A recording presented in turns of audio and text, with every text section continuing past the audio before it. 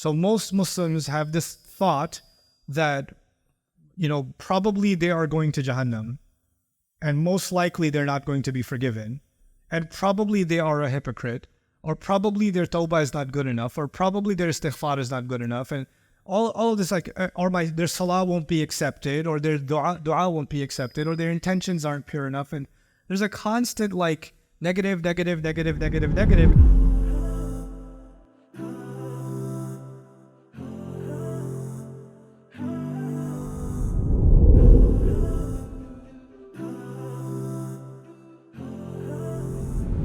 To me, the way you look at the world affects how you feel. The way you think about your life affects it affects your emotions, right? So the spiritual core that Muslims have does in fact impact us. But the problem, I will tell you, with Islam, as most Muslims think of Islam and mental health, the problem that I see is most of us have a very skewed picture of what Islam actually says about most things. So we have a very guilt-based understanding of our religion.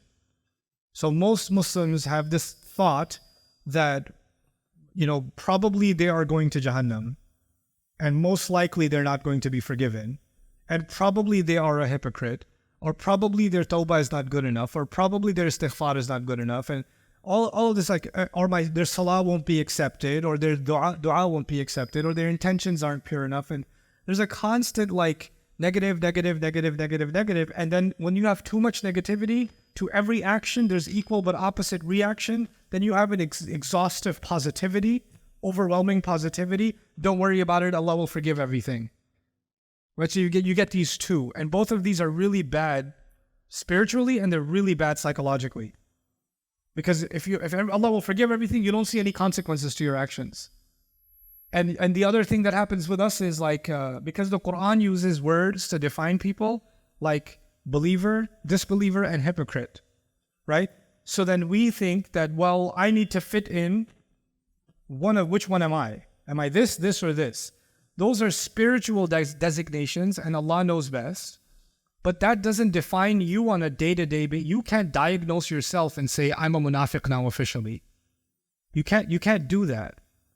Okay, when Allah was talking about the munafiqeen, He was talking about a certain group of people, but like I was saying before, you shouldn't be designating yourself so recklessly as a munafiq. If you're struggling with something, a lady came up to me today, she says she struggles with wearing hijab sometimes, because and funny enough, she has no problem wearing hijab outside in Germany, but when she goes to her own Muslim family, she struggles with wearing hijab because they're going to make fun of her, or she's going to feel awkward because nobody does it there. Within the family, it's more criticism, right? Does that make me a munafiq? No, I don't believe it makes you a hypocrite. It just makes you someone has a lot of fear of family members, and you're really afraid of their judgment and their opinions and their comments and the way they see you. A lot of that has a very heavy bearing on you. Maybe you need to shed some of that burden and cleanse that burden off of you. And that might take a little while. But then you'll feel more free. It's not even just about wearing hijab. You're living in a prison because other people are burdening you. And Allah does remove some of those burdens from us, doesn't it? But the therapy without any spiritual component can also be really problematic. It can be, because, therapy says you just need to, your culture, there's a lot of, authority in your culture, and you have to be your own person. And then you go home and your mom says, hey, can you help with the dishes? No, actually, I have to be my own person. And you're trying to, come on. So some of this stuff that's being talked about in the name of mental health is also extreme, and it's against our values. And I think it's problematic. So a good therapist will actually be mindful of the Islamic perspective when they engage in therapy. And I think every community should have a number of well-qualified Muslim therapists. And if you don't see them in this community, you should be investing in them and pushing some of these brilliant young men and women to pursue those degrees. I highly recommend the Cambridge Muslim College, or is it Cambridge Islamic College? I always mess those up.